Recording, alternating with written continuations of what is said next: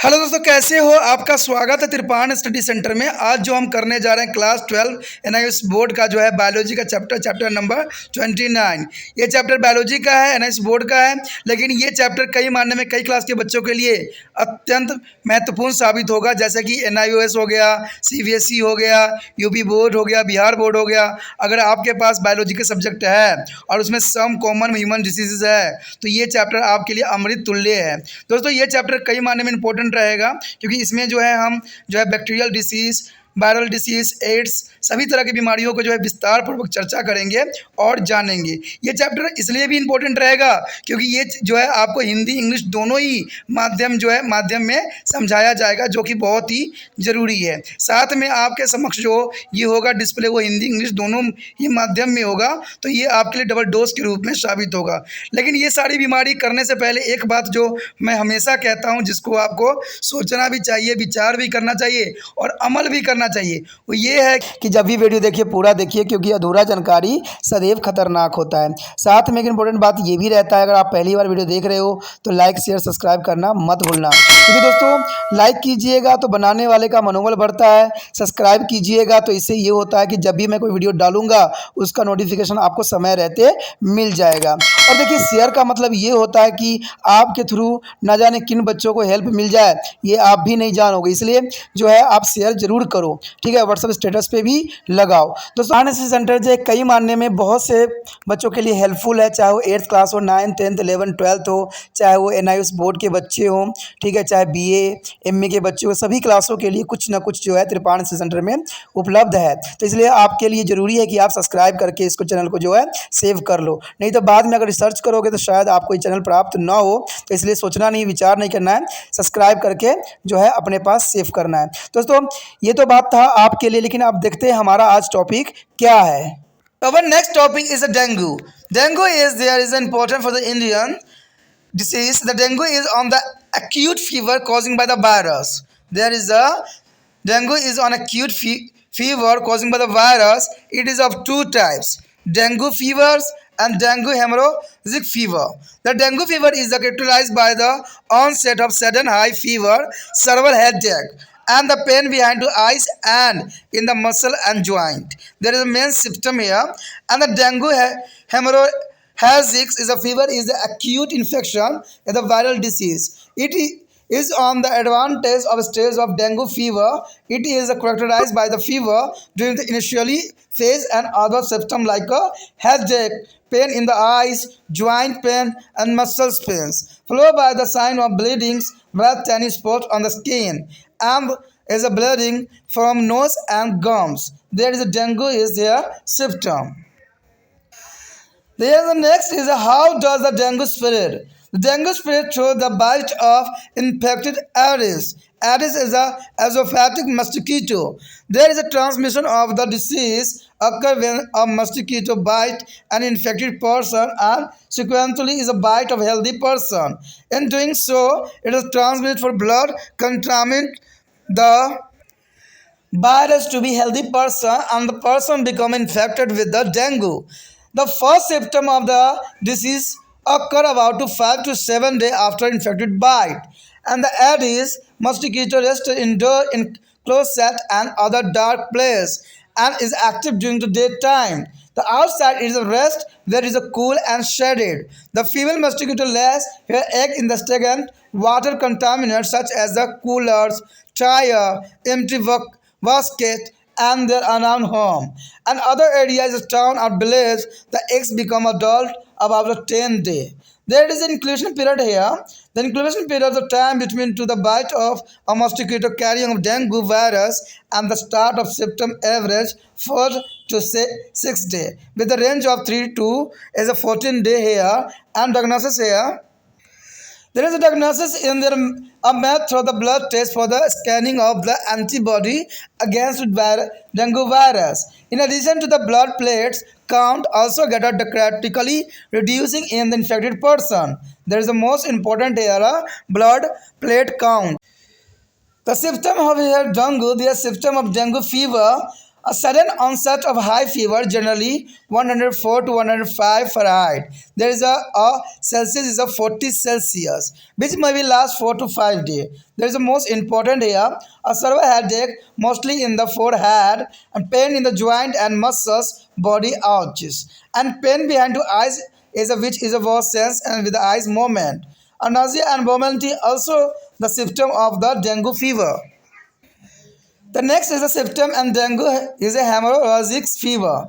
This includes symptoms similar to dengue fever plus other symptoms such as a serve and the continuous pain in the abdomen and the rashes on the skin. The bleedings from the nose, mouth are in the internal organ and frequently vomiting without blood and the black stool due to the internal bleeding and exclusive thirst and dry mouth and pale cold skin and weakness. And here is the prevention. The prevention is a following step can be take a prevent spread of dengue fever. The first here, avoid water stagnation of for more than 72 hours so that a mosquito do not be breed there. And prevent the mosquito breeding in the store water body like a pond and wells. And also is a destroy the discarded objected like a old tire and bottle and they collect at the store raining water. And the use of mosquito repellent and the wear a long sleeve bit is close to be curtails exposure. And use the mosquito nets also during the daytime. And avoid to outdoor activity during to when and the dusk when the mosquito are mostly active. And here, a patient suffering from the dengue fever must be isolated from to the least 5 days. And the last here are report to be a nearest health center from any suspected case of dengue fever. The next is a treatment for dengue and dengue hemorrhagic fever. There is no specific treatment for dengue fever. A person with a dengue fever should rest and drink a plenty of fluid. Dengue hemorrhagic fever is treated by the replacing a lost fluid. Some patients need for a blood transfusion to control of bleeding. दोस्तों हमारा जो आ गया है dengue dengue fever जो है mostly India में पाया जाता है और कहते हैं कि डेंगू से जो है आए दिन जो है हमारे भारत में जो है लोग परेशान होते हैं और डेंगू जनरली देखा जाए तो यहाँ पर जो है लोगों की कुछ लापरवाही की वजह से भी पनपते हैं। कहते हैं कूलर और जो है आसपास के पौंड हो गया पानी इकट्ठा करके रख देते हैं तो इसके जो है डेंगू के हर एक जो है कंडीशन यहाँ पर भारत में मिल जाता है। इसलिए हर साल जो है डेंगू की वजह से न जाने कितने तरह की जो है लोगों को परेशानी का सामना करना पड़ जाता है। अगर देखा जाए डेंगू तो डेंगू जो है स्पेनी भाषा का शब्द है जो है स्वाहिली भाषा यानी अफ्रीका के एक भाग से आया है। डेंगू विषाणु द्वारा उत्पन्न एक तीव्र ज्वार है यानी बहुत तेज बुखार होता है। सामान्यतः ये 2 प्रकार के होते हैं। एक को अगर देखा जाए तो डेंगू ज्वार होता है यानी डेंगू फीवर और जो एक होता है रक्त स्वाति डेंगू ज्वार यानी जो है इसमें डेंगू हेमोरैजिक फीवर यानी इसमें रक्त का जो है बहना सम्मिलित होता है। अगर देखा जाए डेंगू ज्वार के लक्षण तो कहते हैं अचानक जो है उच्च ज्वर होना, काफ़ी तेज सर दर्द और नेत्र के पश्चिम भाग में पेशियां तथा जोड़ों में हड्डियों में तेज दर्द होने के कारण इसे जो है हड्डियां तोड़ बुखार भी कहा जाता है। यानी काफ़ी हड्डियों में जो है ये काफ़ी फीवर देखने को मिलता है। अगर डेंगू रक्त स्वास्थ्य देखा जाए तो ये ज्वर एक तीव्र संक्रमण विषाणु रोग है। ये जो है डेंगू ज्वर की अग्रवर्ती अवस्था है। आरंभिक अवस्था में इसके अभिलक्षण ज्वर, सिर दर्द, आंखों में दर्द, जोड़ों मांसपेशियों में दर्द, उसके पश्चात जो है रक्त स्वास्थ्य के लक्षण नजर आने लग जाते हैं। त्वचा में लाल छोटे छोटे चकत्ते आ जाते हैं। नाक व मसूड़े से रक्त स्वास्थ्य होने लग जाता है यानी जो है नाक और मसूड़े से जो है खून निकलना इसका सबसे बड़ा लक्षण आपको देखने को मिल सकता है। अब देखा जाए डेंगू कैसे फैलता है। देखिए ये तो बहुत ही आसान बात है कि डेंगू एक संक्रमित इंडियस एफिस मच्छर है यानी एडिस जो है इसमें एडिस इज़ोफाइस्टाइस मच्छर के ना काटने की वजह से ये फैलता है। क्योंकि जब मच्छर एक संक्रमित व्यक्ति को काटता है और उसके बाद एक स्वस्थ व्यक्ति को काटता है तो रोग का जो है संचलन हो जाता है। ऐसा करने में यह स्वस्थ व्यक्ति में जो है विषाणु युक्त रक्त संचलित करता है और व्यक्ति डेंगू से संक्रमित हो जाता है। रोग का प्रथम लक्षण जो है संक्रमित काट के लगभग 5 से 7 दिनों के बाद प्रकट हो जाती है यानी इसको 5 से 7 दिन के बाद आपको जो है लक्षण देखने को मिल जाएगा। इंडीज मच्छर जो है घर के अंदर कमरे, अलमारी, शौचखानों एवं अंदर अंधेरे स्थानों पर रहता है। यह दिन में समय बहुत क्रियाशील होता है, यानी ये आपको काटेगा भी तो दिन के समय ही काटता है। बाहर या ठंडे में छायादार जगहों पर ये बहुत काफ़ी मात्रा में पाया जाता है। मादा मच्छर रुके जल यानी कूलर, टायर, खाली बोतलों में बहुत जल्दी ग्रोथ भी करता है, जिसमें पानी इकट्ठा हो। कहते हैं शहरों और गाँव में घर के आसपास व अन्य स्थानों पर अंडे देते हैं और इन अंडों से जो है 10 दिन में वयस्क मच्छर उत्पन्न हो जाते हैं। तो ये काफ़ी जल्दी जो है काफ़ी स्प्रेड करती है, फैलती है, तो ये बहुत काफ़ी घातक भी रहती है। अगर बात करें इसके धन अवधि यानी इसके इंक्यूबेशन पीरियड की बात करें तो डेंगू जो है विषाणु के वाहक मच्छर काटने के जो है समय के औसतन 4 से 6 दिन में लक्षण दिखाई पड़ने लग जाते हैं। इसका जो है पारस उससे 14 दिन तक हो सकता है, यानी इंक्यूबेशन पीरियड जो है 14 दिन तक ये रह सकता है।